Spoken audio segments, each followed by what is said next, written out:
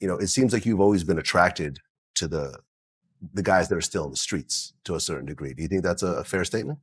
You think I'm attracted to them? Well, not attracted to them, but I mean, you like having them around. You're friends with them. And you think I maintain like this. having them around? I'm just asking. You think I'm friends? What do you think? You think I like having them around? Stop thinking you know more about black culture than black people. Listen. You know your facts like you know your rhythm.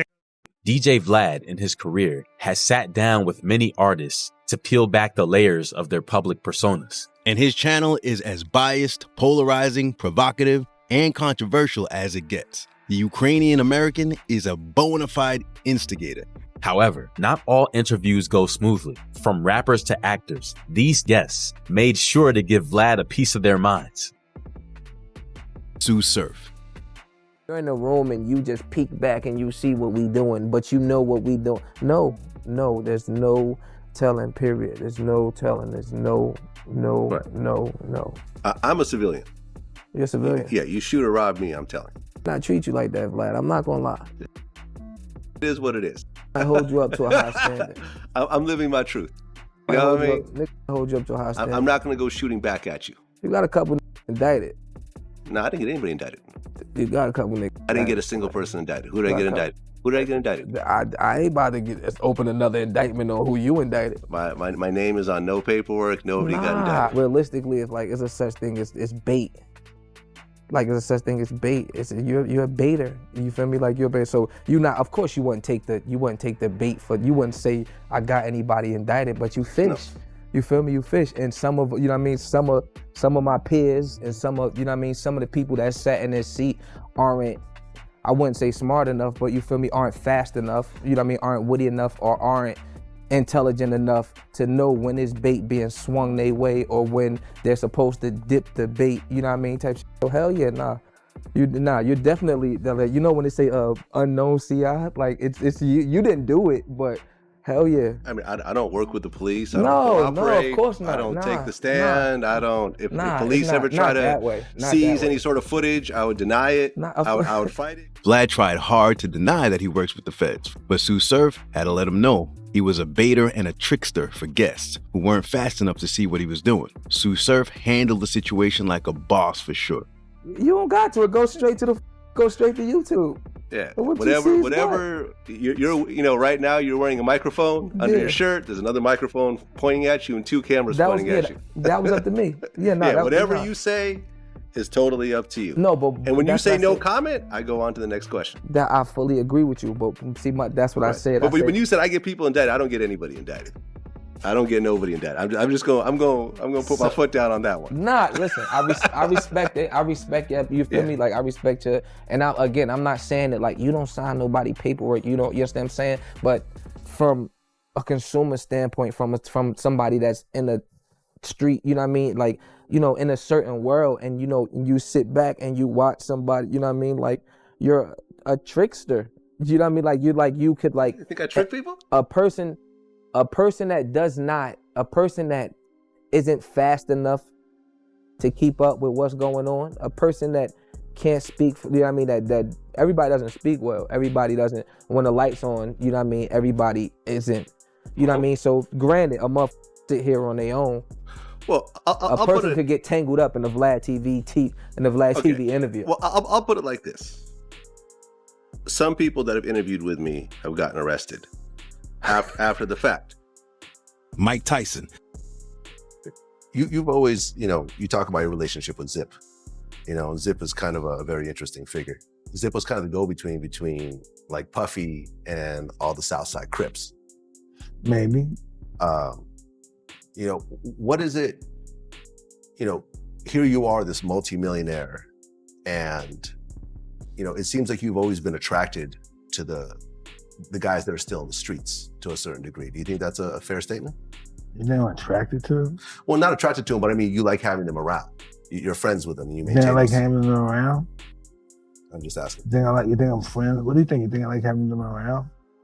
You just spoke nicely about Zip, so I just thought. Yeah. You know who these guys are? When you talk, what do you say about me? I'm this big, whatever I am, right? But know who those guys are? Those are the guys that when I'm whoever I am is a nobody. I mean, those are the guys that live in the same building with me. They give my mother salt or sugar if they need a milk. They're the same guys. They're the same guys you rob streets with, and you went to juvenile detention with, and then you went to boxing, you got locked up, went to boxing, they got locked up, got up and went to the drug business. And then you see them, and they know this guy, and then you remember this guy from this town, and you went to school with this guy, and you know this guy mother, and your guy mother went to school together, and this is the whole family, and then everything do is just what they do. And we just love them and got their back, and I just don't know how we got all these people. I say it all the time, how come I worry about these guys dying? Because these are who we are. Yeah. You know, it's who we are. I don't think they're bad guys. I think they made mistakes. I agree. Some of my close friends are guys just like this. I don't think they're bad guys. They got bigger hearts than I do. I agree. They're smarter than I am. You know. Sometimes I think I deserve to be in prison more than they do. So what do you think? You know my back history and everything. You've seen everything happen to me. Yeah. You looking at it, it's the first time you ever interviewed me, huh? Yes. And I'm beautiful, aren't I? Gorgeous. No, serious. You're in great shape. No, but you didn't expect me to be the way I am with you now, did you? No, not really. Rooga. I just made a post the other day about my son, of how he changed me and made me just look at my whole life in a different perspective. You feel me? Just knowing, like, it's been times I've been ready to risk it all. You know what I'm saying? Do whatever behind losing guys and all that. I looked at it like, you know what I'm saying? I had to look at my son, you feel me, and see what I was gonna be putting at risk. And man, that boy changed me, man. For real. Vlad decides to press Rooga about how good of a father he actually is by citing the fact that he dropped his son off so he could go fight Rico Reckless. All type of shit. Yeah, but sometimes it don't be the parents. Sometimes you could do the best you can for a child and they still get out here and pick up them ways and do dumb shit, you know what I'm saying? But if that's what they pass, that's what they pass. It's like, ain't nothing we can do about it. You, me, nobody. If they pass that law, you just gonna be around here, your ass better not be acting up, cause I ain't paying no fines. We gonna have to deal with it, man. I mean, do you think listen, you have every child is an individual. And I know that sometimes kids just go off the deep end, but usually when you see a really, really bad kid, it usually goes with an absentee parent. Sometimes it's a 50-50. Cause you got, like I say, majority of these badass kids be having nice ass upbringings. For real. Like on some real shit. Like I had a kind of tough upbringing. You feel me? But my mama made sure I did the right thing. My mama always made sure all us got something. My mama always disciplined us right. You know what I'm saying? It is up to you as a person to do that shit. And I'm telling you from experience. My mama was never the type to influence us to do anything bad and wouldn't let us to this day. You know what I'm saying? My mama still be on me to this day. But it's up to you as a person. Once you reach that age where you thinking for yourself, it's up to you. You could have thousands of talks with your child and they leave that house and that shit go on to one end out the other. It be like that, I'm telling you. Yeah. I mean, this whole thing came together because, a bunch of teenagers, they basically with Tesla. And 9 times out of 10, really badly. 9 times out of 10, it'd be some peer pressure shit. Some following the leader ass shit. Everybody want to be followers, look cool, doing this shit. That's all it be, some peer pressure, follow the leader. Yeah. If, you've always claimed GD. When your son gets a certain age and he said, Dad, I want to be a GD, what are you going to tell him? Hell no. The conversation continues for a while, but at some point, Rooga gets frustrated with the topics Vlad keeps bringing up. Unaware of the host's intentions, Rooga questioned why he brought his son into the conversation multiple times. Realizing he might have struck a chord, Vlad tiptoes carefully through his apology. Do you feel like I just rubbed you the wrong way when I told you that I really didn't want to talk about murders and all of that? No. I feel like I did, cause you was like you kept going for my son after that. No, not at all. Yeah, not at all. And if you feel that I somehow did that, and if you feel like I'm using your son to try to prove a point, or because I'm upset or something, that's definitely not the case. And I'm going to apologize if that came across that way, because that's not how I do it. Cause that was like your second time. I appreciate the apology, but that was your second time, like bringing up something, challenging me as a father and playing with me. You know what I'm saying? Okay. I'm not playing with you as a father. I respect fathers. You know, I mean, I had a father in my life until the day he died at 84 years old. Say less. Yeah. No, absolutely. Absolutely. And I don't do that type of shit. And if it came across that way, not at all my intention, man. I respect a lot that, you know, regardless of the situation with your son's mother, you play a very active role in your son's life. Because I feel that a lot of times when I talk to people who have very broken lives, most times there's an absentee father in that story. Not every time, but most times. And I feel like a lot of times when especially young men grow up in households where there's only a woman around, that they sometimes have problems dealing with their emotions later on, because women are naturally more emotional than men. And I think that a father needs to teach his son how to deal with those types of emotions differently than how a woman treats with it. Because if you out here acting feminine when it comes to emotions, you're going to end up in a very messed up situation.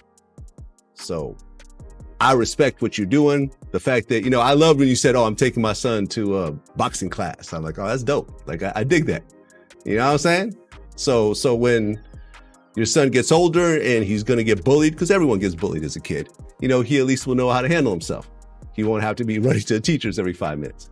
Right. So yeah, you know, but I appreciate you bringing that up, because I don't want you to leave that interview thinking, oh, Vlad is somehow trying to get at me, or he's trying to kind of come at me sideways. Because that's it's just, you know, I that's all it is, bro. I get tired of talking about that about just murder, sad bro.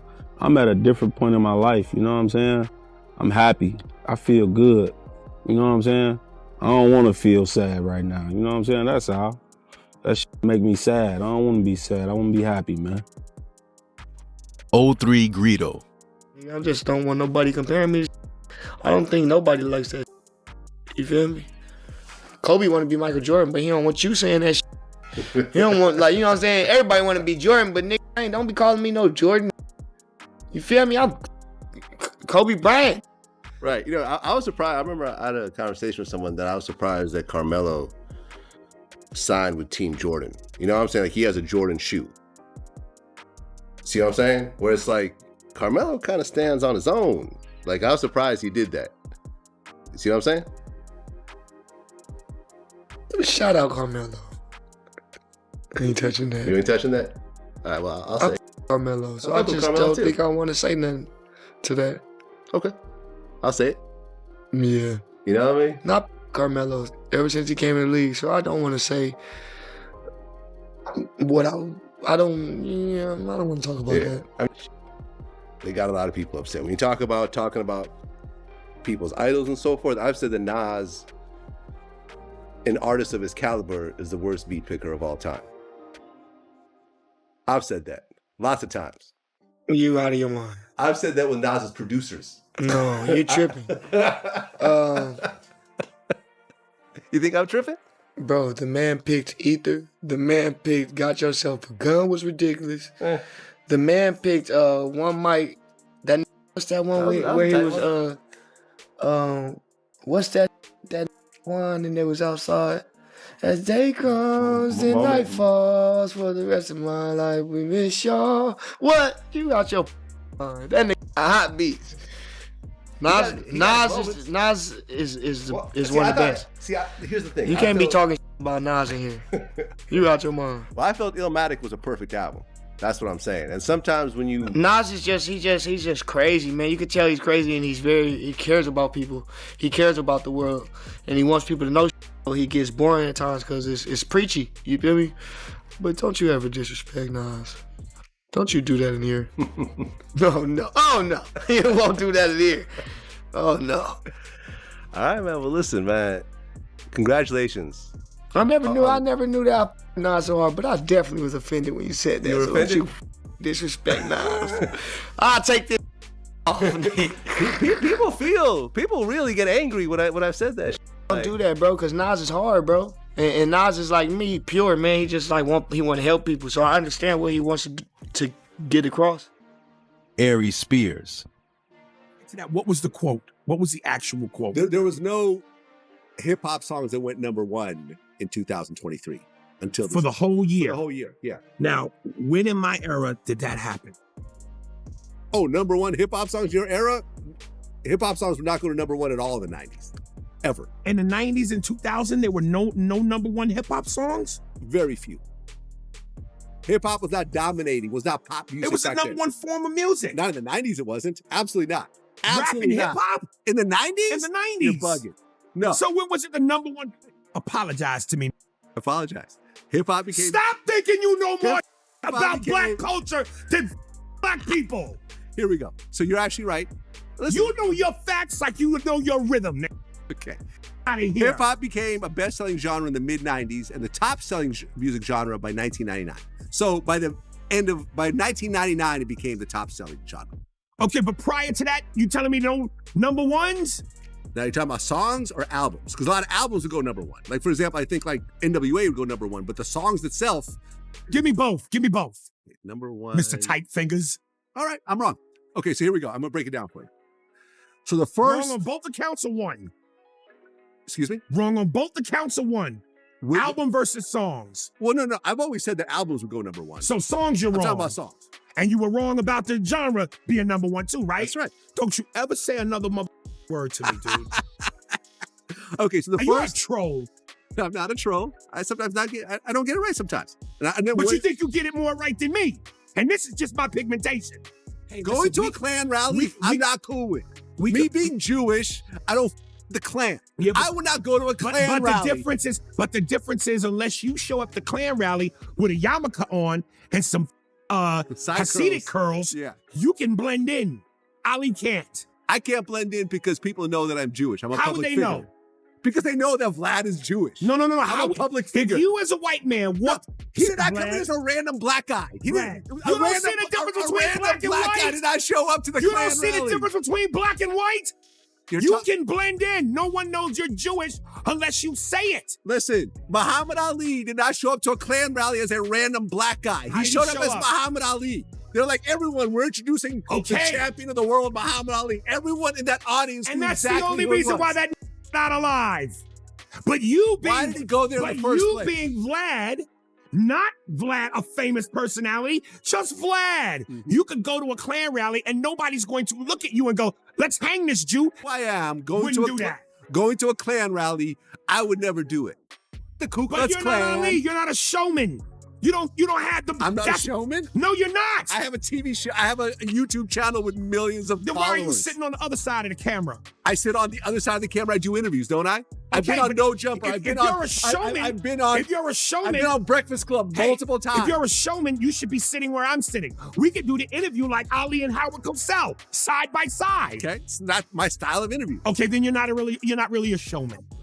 A showman shows themselves. Okay. A showman gives a presentation. I show myself. Do you show yourself in the same sense that I show myself?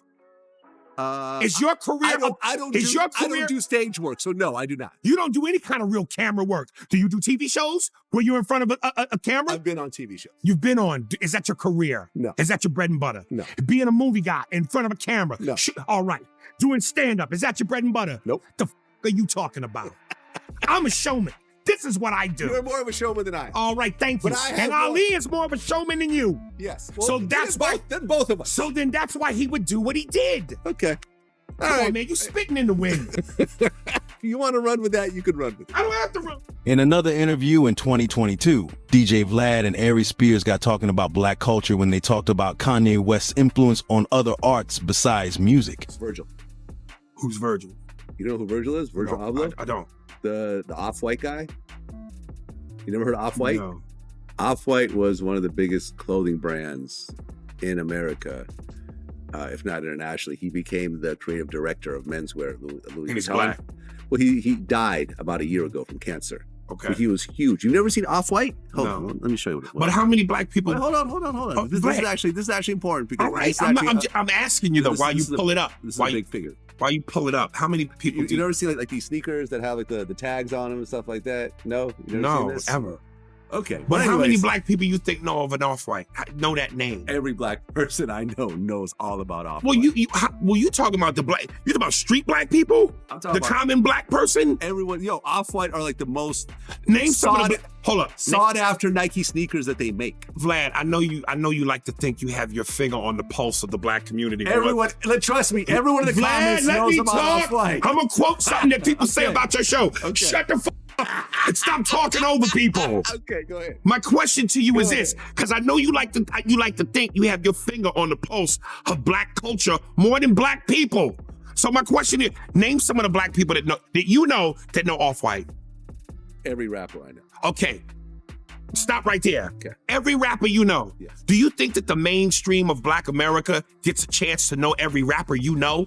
I think. And then you talking about music, which bleeds into art. And part of hip hop is about clothing. Right. It's about style. Right. It's about swagger. Yep. And clothes represent swagger. Yep. I'm telling you, the average black person walking down the street, if you said to them, what's his name, Off-White? Well, his name is Virgil. Even more so, do you know who Virgil is? Nah, Virgil who? The man in the mailroom? Okay. They would not go Virgil, the person that makes All right, clothes. we'll see in the comments. We'll let the comments speak for itself. And again, I the reason why I asked you this is because I know the black people you talk about. You know a lot of black people who are famous, who are wealthy, Yep. who are successful, Yep. who are in the biz. Mhm. The biz is not mainstream America. Fair enough. The biz ain't niggas in Ohio. The biz ain't niggas in Arkansas.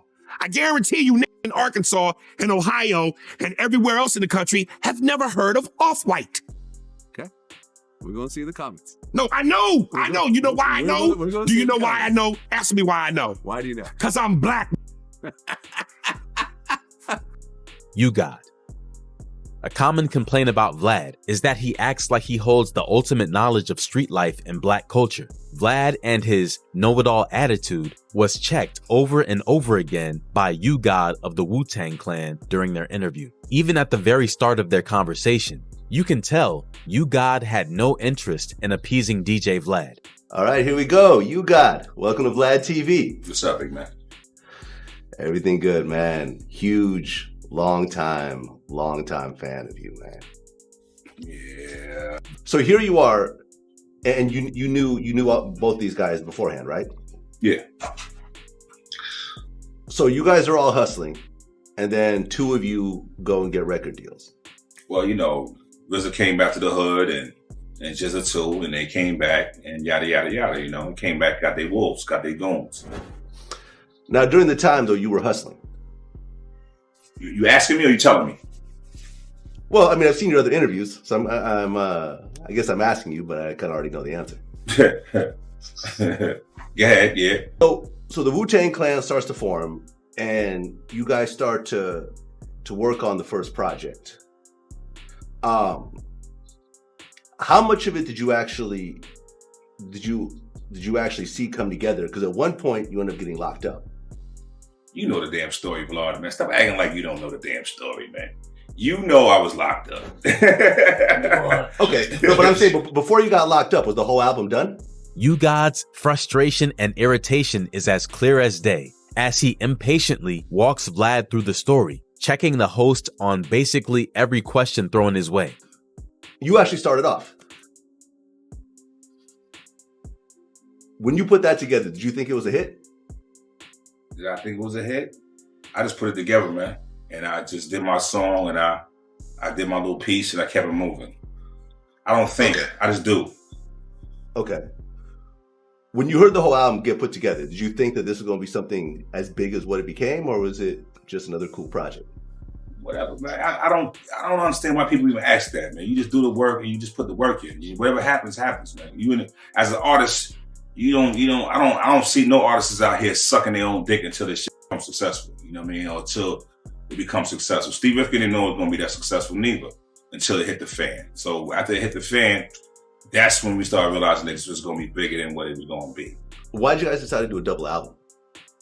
I don't know. You need to ask Steve Rifkin that shit. How about that flash?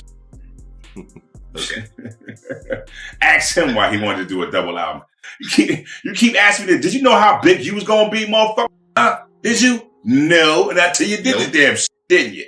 All right. Well, I mean, sometimes though, you talk to certain artists and they're like, yeah, when I recorded this, I knew it was going to be a hit. Nah, that's some bullshit. Oh, that's them dudes sucking their own fuck. I don't hear that sucking shit. I remember reading a Michael Jackson interview and they asked him, did he think that Thriller was going to be as big as it was? And he said, yep, I absolutely knew it was going to be as big as it was. Well, that's Michael. Michael is a different caliber of artist. He'd been in the game since he was about 8-9 years old. He done sold 300 million goddamn records. So of course, if he got all the best producers and all the best people around him and the best budgets and the best come on. If you had all the best around you, you can be like, I got this one. This is a slam dunk. This is Dunkenstein. Well, Wu-Tang is for the children. Yeah, exactly. That was a good phrase. But yeah, man, I miss that dude, man. He was yeah, man. It was a good times, G. Talking. So you got me reminiscing. You over here on the goddamn shit over here. Got me reminiscing over here. Vlad. Vlad comes off like he is an encyclopedia of hip-hop facts again, and ugod brings him back to school. And okay, he's sort of a mixture of this rapper and this rapper. You look at an Old Dirty and you're like, there's absolutely nobody like No. You stand corrected with that. Old Dirty's idol was Biz Markie. Method Man dropped a solo album. Raekwon dropped the Purple Tape. GZA dropped Liquid Swords. ODB dropped his album, and so forth. Was there a reason why he didn't drop an album right away? Who, me? Yeah. Like I said, what I just told you, man. He wasn't worried about me. He had all them side groups, man. He had all them Sons of Mans and like whack shit, Killer Armies, crazy, all that little side shit, he was dealing with. Instead of dealing with the 9 members he had. He put a lot of brothers in front of certain brothers who was actually there in the beginning. Yeah. Were you in the studio that night or no? No, I wasn't nowhere around that, bro. Don't even affiliate me with that sucker shit. Don't even ask me like damn well I wasn't there. You think I'm gonna have a nigga hide in front of me like that? I was against all that shit. You can't do that in front of me like that. I ain't that dude. You talking to the wrong dude about that. I don't know, man. Just do it how we had to do it. Okay. I can't tell you. You always asking me why. I don't. Get that dude Riz in here. Ask him all that suckers, please. I don't even like talking about this shit. I'm tired of talking about this shit. I'm talking about something else, man. I'm talking about something happy about that. Just come off the top of your head. Like, see, I see you got a beard right there, right? See, I would just take your beard, yank you by your beard right there, and just shave your beard with an ice cold razor, right? Then splash Clorox on your. Tonyyayo. E40 just got kicked out of the Kings game. Did you see that? I mean, shout to E40, he a legend, but that's my man. Like, I was shocked. What do you expect? He wasn't at Golden State Stadium. He was away. No, he was in Sacramento. So that's how I looked at that. I'm like, he's arguing with Sacramento fans. Of course, they ganged up on him. They said it was a white lady, but I ain't gonna get into the racial thing again. It was a Karen thing. But you gotta think, to me, it was just forget the race thing when it comes to sports. People go crazy over sports anyway. I don't give a color you are, right? But think about it. He's not home. He's not at Golden State. Shout to E40. He's a legend. I love him. He's up a little north. Yeah. He's in Sacramento. We all know him for being at home games. Right. Yeah. And he has like I remember I talked to 40 like a few months ago. Shout to E40. He has like lifetime like floor seats for Golden State. Before Golden State. Come on, he's the legend. Like the amount of money he spent on it was crazy. He's like a hardcore we Golden already know. State I learned dude. this early in my career. I learned about California because we was back and forth. And shout to E40. He's like a super icon. 50 was at the game too. Oh, he was there. 50 was there on the floor. You know, he got his liquor there. Okay. In Sacramento Stadium. Shout out to him. Yeah. The Branson and the Lashem. And my man El Dorado was there. So I'm watching the game. I see them. I see E40. But, you know, 50's, I guess he's on Sacramento side, you know, because he got deals with them. But he doesn't have a real connection to either team. Like 50, you know what I mean? 50. Oh no, he has 50's just business for him. No, like E40 really is a Golden State like 50 supporter. 50 is really putting the Lashem and Branson to a next level because it's in Houston, Rocket so Stadium. He's hitting different markets with it. The Astros game, 400,000 worth of champagne. Exactly. I believe he's in a couple of more arenas, but the Sacramento Kings and I think Minnesota. I think so too. Yeah, so, you know, 50's a genius. He's getting his liquor everywhere. You can shout to him. It's like, you know, we'll go to the Waldorf and you can find his liquor. So it's like high class, upper chantant, whatever they call it, type of things. But he was at the game and with E40, I looked at it like, yo, bro, he wasn't home. You know, it's like, it seemed like all the Minnesota fans just, you know, Sacramento fans, I mean, just got up on him. After strategically directing the conversation toward 50 Cent and the question he wanted to ask, Vlad began to ask about 50 Cent and Ja Rule reconciling. Yayo, who was immediately rolling his eyes and shaking his head as soon as the questions were asked, Yayo flat out rejected the idea. Right. Because you talked about the Timberwolves. Wasn't there like a back and forth between Ja Rule and 50 Cent over like the whole Timberwolves? Yeah, 50 said, I think they was cursed or something like that. Yeah, something like that. Yeah. If Ja Rule came forward and publicly said, listen, I want to apologize to 50 Cent and G-Unit over X, Y, and Z. I was young. You know what I mean? We were all wild. I want to, you know, we all have kids now. I want to put it behind us. I'm just going to take it back to the first. Shut the fuck up with that shit. We're going to take it back to that. Shut the fuck up with that shit, please. Okay, fine. I tried. Did 50 propose to his girlfriend? Listen, I don't want to ask too much 50 questions. You're going to get mad at you. Conway. DJ Vlad loves to spark beef when it's not necessary. In a casual conversation with Conway, the two are talking about the beats that Conway raps on and the producers making them. Of course, Vlad needs to try and put two renowned producers, Derringer and Alchemist, against each other during the interview. Conway, feeling disrespected by the comparison and intention behind the question, quickly checks Vlad. And leading up to 2017, were you guys having... Hold on, what you mean? What you mean that the Alchemist sounded bass? Like what you know what I mean? Were you implying that like Derringer like No.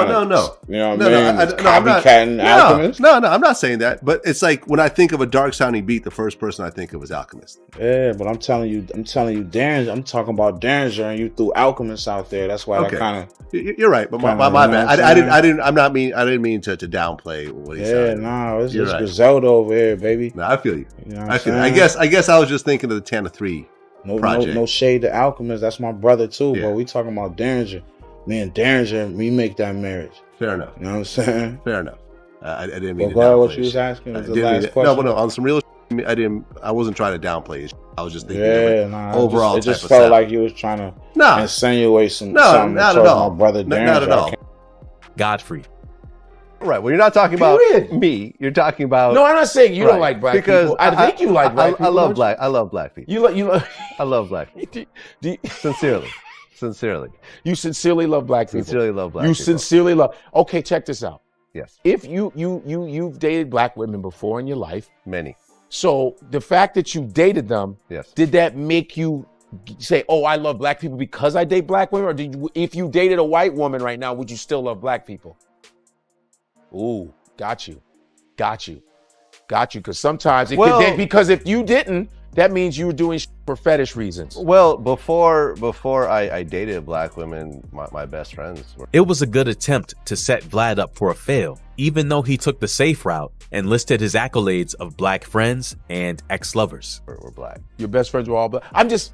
Yeah, no, I didn't think about it. I mean, it's a very valid question. It's a valid question. It's a very valid question. Because I knew dudes that had black girlfriends that didn't like black dudes. Oh yeah. So it was a fetish. No, I had to think. I had to think about it. Like my best friends before I got into like my first relationship with a black woman, my best friends were all black at that point. And to this day, my best friends are black. No doubt. I even hang out with you. Yeah. I mean, but no, I just wanted to know because Jamar is one of my best friends. My son is one of my best friends. This is all public knowledge. So my thing is, in my head, it's like, because some people, like white people, like racist people, are very good at compartmentalizing. Godfrey took to another podcast and checked Vlad again. The topic of Vlad sleeping with black women was brought up alongside an issue he had with the Ukrainian about Minister Farrakhan. And then Vlad said, yeah, minister said that we should throw rocks at Jewish people. I say, he didn't say that. Yeah. He don't talk like that. Right. He don't never say no shit like that. And I was like, he talks about the discrepancy, the fighting between the Jewish community and the black community, but he never said no violence towards Jews. Never. He never said that. And I said, you lying, dude. He didn't say that. He used a metaphor. What he said was, as Muslims, we take the rock of truth and we throw it at he's a very intelligent man. Right, sure. He's a master violinist, if you know that. He's a very intelligent man. I said, he didn't say that, dude. Stop, dude. And he goes, I said, well, me and lordjamar called him. We said, we ain't gonna be no fake, and we're gonna confront you. Sure, real shit. Say, hey man, you're gonna send an apology. A rebuttal, bro. right. And he goes, I sent one. He goes, that looked like a technical difficulty, dude. You did not send an apology, bro. Send an apology. And we're talking to him. He goes, well, I'm not gonna be bullied. No one's bullying you, dude. Now you a white dude again. Now you being white boy now. Mm-hmm. Now you taking off, you sucking off a black culture. Ooh. You're taking all, you're making money off black culture. Mm-hmm. You black girls, shame on them. You know what I mean? Oh shit. And now, because they giving you that confidence to talk crazy to us. That's what's happening. They giving you confidence. These black women give you confidence to disrespect brothers like us. Akon. For DJ Vlad, there is no question or anyone too big to poke, not even the late Michael Jackson. Yeah, and you actually said that you guys were having just regular casual conversations, and he was into, I guess, the supermodel type females. Yeah, Mike was human. Like, he was human. He liked everything we like. The tall, but he wasn't into the thick women, is what you're saying. Yeah, he liked supermodels. Supermodels, tall, thin, and so forth. But it all made sense though. Now I know why he always had like supermodels in his videos. You know what I'm saying? Like, he had the supermodels in the Campbell. Video. Right. You know what I'm saying? Mm-hmm. It made sense. The questions at the time seemed fine since it was casual. But then Vlad started to go the way of the rumors, gossip, and tabloids about MJ's alleged relationship with kids. But Akon was having none of it. Yeah, and since our last interview, I interviewed Tom Mesereau, who was his lawyer that defended him successfully in that whole case. And I remember just going through the whole story and so forth and kind of digging into the background and everything. And I remember, because there's always, from the outside looking in, you're like, well, the allegation's true. Was he really into little kids? He wasn't, man. Well, clearly. He was nowhere near that. Right. But clearly some of the stuff he did wasn't really appropriate for an adult man. That's all bullshit, Vlad. I'm not going to let you start there. I'm not gonna, listen, I live. Listen. No, I'm gonna finish this. Vlad, Vlad, because I don't want you to finish it and the shit all over the internet on some negative shit. You know how that shit works. Okay. Mike's legacy got to be protected, bro. The man he was a true soul, like pure-hearted. Yeah. Nothing negative about him. Right. Everything all the love that he came towards people, like kids, was genuine because he wanted kids to progress and grow to be the best they could be. Yeah. Obviously he was a kid star, so he probably didn't get a lot of those things that normal kids get. So I can probably see where he was pulling from. But he genuinely just loved to see kids healthy and in a good place. Mikevick. Your first deal was 6 years, $62 million. Yeah, with $11 million signing bonus. Yes. How does that feel from a kid growing up in the projects? Everyone's struggling up until this point. Up until, even with all the college stuff, you're still struggling up until this point. And suddenly you are worth 8 digits. It's more so happy for my mom, man. And my dad in a sense, and my sisters and my brother, who could all, feel good about what we accomplished as a family. Like, making it to the NFL wasn't talked about in our household. It wasn't planned out that Mike was going to hopefully make it one day. It wasn't never a conversation in our house. It was so far-fetched in our mind that we felt like, it's an unrealistic dream to try to obtain. And so we all knew how blessed we were. But things got real when Vlad asked Vic if he was too generous with his wealth and questioned him about supporting his friends a bit too much after moving to Atlanta. We supported one another. Man, millions of dollars, I don't know what you call it. I don't know if we call it me supporting them. I never felt like I supported anybody. I gave. I gave. I was a real, genuine person with my money, and I had enough of it. And we all struggled together. We fought together. We laughed together. We cried together. We lost friends together. We all was a tight-knit group. And so we just tried to, be just like any other group of friends, close-knit. He insisted that it's all about being kind, generous, and not enabling his friends to live off his gains. I mean, is this sort of a Newport News thing? Because Allen Iverson kind of had the same thing going on. He would always have a big crew from back home with him. Man. You got a crew. But I don't financially support him though. Back you 20 years old, it might have been different. You had a couple $1 million. You might look at it different. You know what I'm saying? You and your boys, y'all had it lit. It's like walking in that back room and you broke and you find $20 million and you found it. They was outside. You ain't gonna give them nothing. You're not gonna give him a dime. He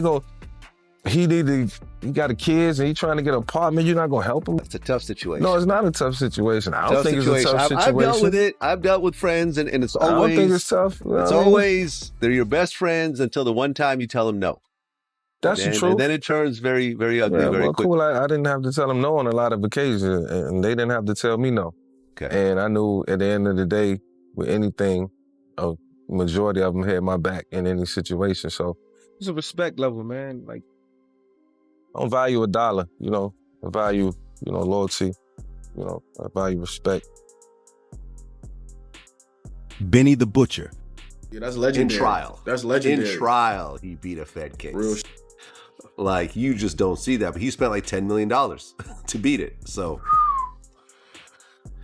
and it kind of destroyed his company in the process. So yeah, so that's all they wanted. No matter what. That's all they wanted. They succeeded. So you got to be careful with them people. You know what I'm saying? You really got to be careful with them people. That's why, to be honest with you, I kind of talk freely about it and let people know what me and my friends is going on, because it's like harassment what we going through with the feds. So I let everybody know so they can't snatch up and then they jail crying harassment. Like before they even snatched my up, like I was preaching this, I was speaking out against it. Yeah, man. Yeah. Well, luckily you're not doing that no more. Oh man, my hands are so clean. Yeah. And this is what I always say, man. Like, don't rap about illegal shit and do interviews about illegal shit if you're still doing illegal shit.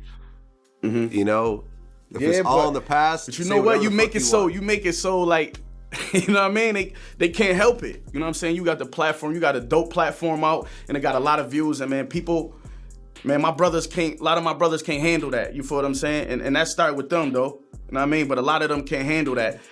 And it's almost sad that, you know what I mean? Because it's the same thing that they love is almost like being, you know what I mean? But let me ask you this. Okay, let me ask you this question right here. Let me ask you this. Now, if you got the platform and you know that, you know what I'm saying? Like, what make you ask dudes questions like that? Anyone who I talk to, I talk about past. I don't interview people knowing they're still doing whatever illegal in their present life. Right. As I'm talking to them. We don't have those types of relationships. Right. And in fact, we've even, you'll see certain interviews where it's like, oh, you have an open case? Let's not talk about it. Next question. Okay, right. You know what I'm saying? Like, when I interviewed lilbaby, he still had an open case, when he killed that one dude in self-defense at Walmart. So I said, hey, we're just not going to talk about it. Now, I know everyone's going to want me to ask about the Walmart situation, but we actually looked into it.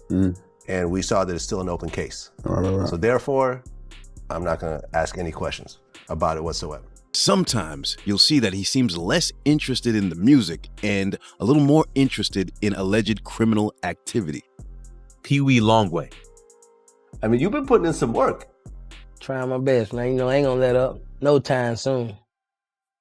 And you know, when I listen to your songs, it's like you sound like someone that's been rapping for a long time. Like it doesn't sound like you just jumped into it and you just bullshit. It sounds like you really have been taking it seriously for a while. I mean, I have been putting my all into it since people started taking a liking into it. But you know, I did just start. You know what I'm saying? I am fresh to it. I mean, you've been what, 4 or 5 years rapping? Yeah. Strong. Sounds like it's been longer, man. Congrats. That crazy, huh? I mean, some people just naturally take to it. I guess I'm one of them, my boy. So what was it like growing up in Zone 3 as a kid? I mean, I want to say like every other average man, man. You know what I mean? It wasn't always good, it wasn't always bad. We just took it with each other and ran with it. Okay. When I look at your music, when I listen to your music and I look at your album covers and stuff like that, I'm seeing a lot of blue. The color blue seems to be very prominent. It's a nice color, my boy. It's a nice color. It ain't nothing like that. Now, I assume there's a Crip thing going on? Nah, just a nice color. Just a nice color? Yeah. No cripping going on? No, nothing. Just no a nice nothing. color. Just the scene. Themes and the scenes, man. Okay. You know, growing up in that type of environment, a lot of people start to hustle early. Like, how old were you when you first started hustling? I wasn't hustling, man. I was a school guy, man. Going to school, handling my business, man. You know. You 100% legal? You were good? Yeah. Doing everything by the book? Doing it by the book, man. Make sure it happens. Okay. You know, and that's the way to answer those types of questions. People get mad at me for asking, but then people answer how they gonna answer.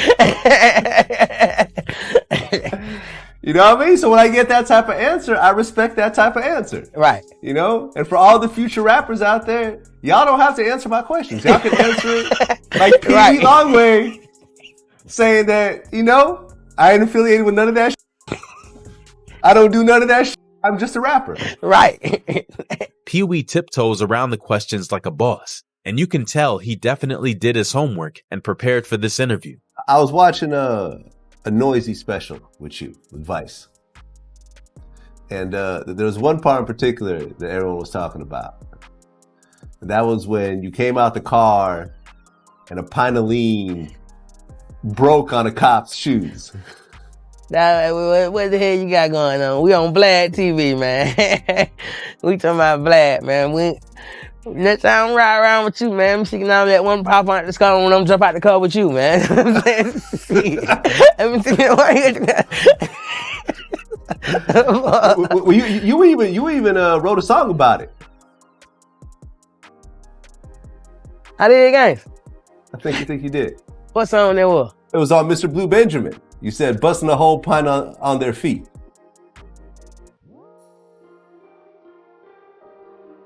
Lyric. Maybe? Nah, maybe not, man. We don't know how that shit go. You know, it probably happened, maybe not. I like it. Maybe he did. I like it. Man, maybe that white dude that was interviewing y'all. Yeah, maybe he did. Maybe the cop, it was his lean and he just dropped it while he was drinking it. That was butter shit. Who the f knows, man? It can really go a lot of different directions because you don't actually see the bottle in the video. You just hear it. Blah, damn. You just hear a crash. You hear a crash. So technically, it probably wasn't yours. Yeah, wasn't mine. It was not. Okay, I see you. I'm glad you cleared it up, man, because I think Noisy trying to paint a bad picture of you. Yeah, man, that date, it wedding name. I don't know who it is. Question mark, who bottle is it? Whose bottle was it? Now, to all these young rappers taking Vlad's checks to go on the show, take note, because this was a masterclass in avoiding self-incrimination. Now, are you the founder of MPA? Yes, sir. Okay, and MPA stands for? What it stand for? MPA. All right. Well, I'm gonna butt in here because you've already addressed this before. You know, you had it on your wall in this one interview. It stands for money, pounds, and ammunition. Power. Money, pounds, and ammunition. Power, man. You gotta have money, power. Money, power, and ammunition. Yes, sir. So money, power, and ammunition. I like it. It is what it is. They talk about the music thing. How many people are in MPA? It's a lot of them, man. It's more than 10. You break them down? It's a lot of them, man. It's a lot, man. I don't want a piece of mine. It's a lot. Okay. lilbaby.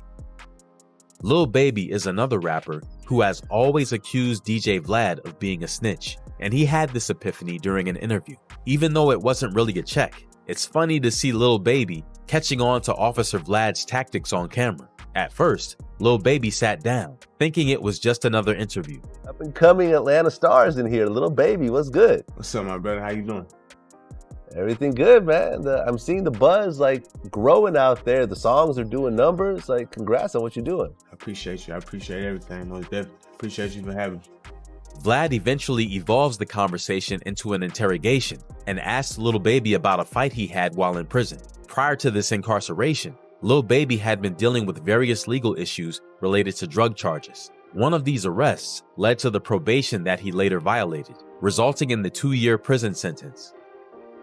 You ended up kind of getting lucky initially, right? Yeah, definitely. Okay, tell me about that. Actually, I had one lawyer, he trying to make me take 2 years, but I hired a new lawyer. The new lawyer got me a program for 6 months. Supposedly 6 months. Long story short, the program was gonna end up me doing like a year with the program. So when I got to the program, that shit was bullshit. You know what I'm saying? Like straight bullshit. Like button on the program, whatever, and just took the 2 years. Okay, so you started to get into fights essentially in the program? Yeah, it was like a zero tolerance program, you know what I'm saying? Like, for nothing. So I got into a fight, you know what I'm saying? And that sent me back. Okay, you got into a fight with a white dude? Exactly. Was it like a racist thing? Was it like whites and blacks kind of clicked up in there? How you know that? That's just how prison is most times. I'm talking about how you know I got into it with a white dude though. I think you may have mentioned it in the past. Nah. Vlad later released this statement about the interview. I go so far with my questions that I almost sound like the police. It almost sounds like an interrogation. That means that I am pushing the limit to my art form, you know, as far as I could possibly get it. Sometimes people will sit down and be like, you know, like lilbaby was like, how do you know that? Like, you know, I'll ask him a question. Like, how did you even know that? Like, because we're researching, right? Because we're digging in deeper than most other people. And, you know, you got to dig and you got to find all those things. And then you have to be brave enough to ask those questions to someone, knowing that they might get pissed off, knowing they might walk out, knowing they might fight you over that question. Mm-hmm. Knowing, because I'm in the room with the person maybe half the time. You know, half the time we're doing it remotely, half the time we're in the room together. Lordjamar. You know, when you get to a certain financial level, you cannot do certain things anymore. The repercussions are more serious, and ultimately, you're more of a target. Nobody's gonna go after somebody who's an underground rapper, but when someone's a superstar, they're gonna get sued left and right. People are gonna go after them. It just is what it is. Mm-hmm. You know what I'm saying? Like there's a whole thing. Getting money is a whole lot easier than protecting money. This is true. Yes, protecting your money and keeping your money is a whole lot harder than getting it. Literally, any human being on earth could become a millionaire.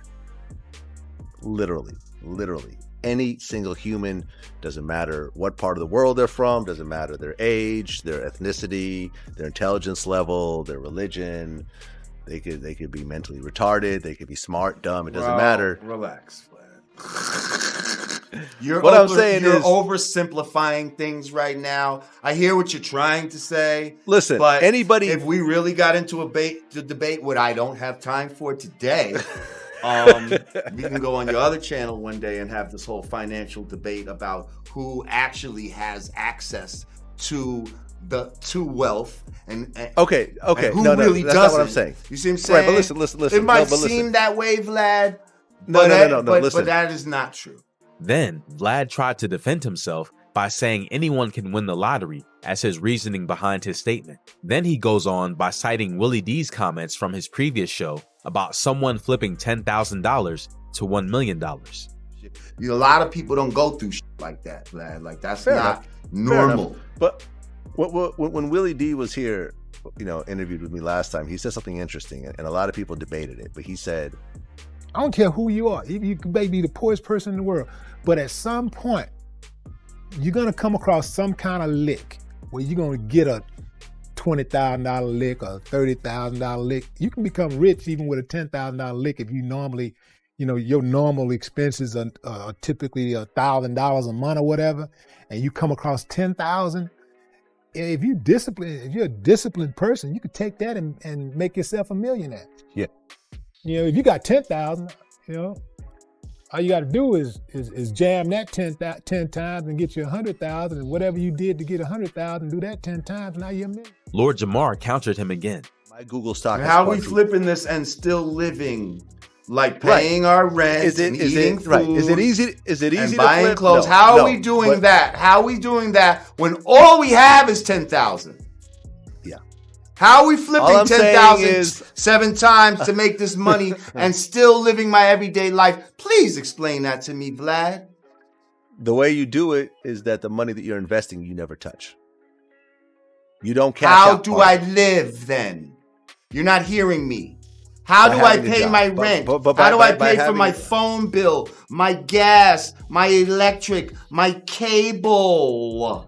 How do I do these things, Vlad, if I'm supposed to never touch it? But he didn't stop at that. He continued by calling out Vlad for being out of touch with the real world. Definitely not easy.